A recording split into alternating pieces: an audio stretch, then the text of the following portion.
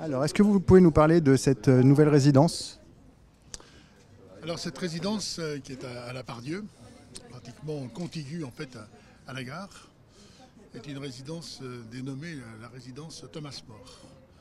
Le mot est important parce qu'en fait Thomas More c'est bien sûr l'auteur de l'Utopie. Et cette opération, au cœur de ce quartier qui est quand même un quartier qui est cher en fait, etc., on est arrivé à faire en sorte que ça soit une opération à caractère très social, très prononcé, puisqu'en fait il va y avoir sur les 58 logements, un tiers des logements pour des étudiants qui font de longues études, et notamment en fait des futurs médecins. Et donc comme l'a rappelé le professeur Gilles Rode, c'est en fait la création d'un internat solidaire.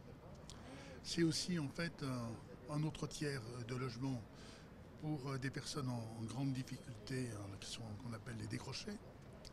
Et le dernier tiers, c'est pour des personnes, des jeunes actifs, soit en études techniques, soit en fait en apprentissage.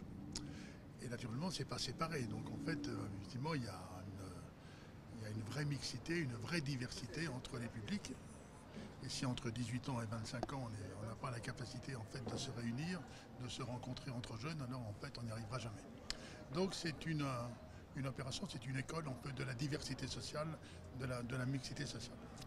On a trouvé les financements nécessaires avec la Caisse des dépôts et consignations au titre des prêts locatifs et des insertions, des prêts locatifs à usage social, des prêts locatifs intermédiaires, etc. Le Habitat Humanisme a mis 30% en fait de fonds propres quand même. Et comment ont été mobilisés ces fonds propres? C'est bien à partir en fait de l'économie solidaire, l'économie sociale et solidaire. Et ça vaudrait la peine en fait aujourd'hui que ceux qui vont, aux auditeurs en fait, téléspectateurs puissent en fait se dire mais en fait cette forme d'économie elle a une capacité de changer la donne.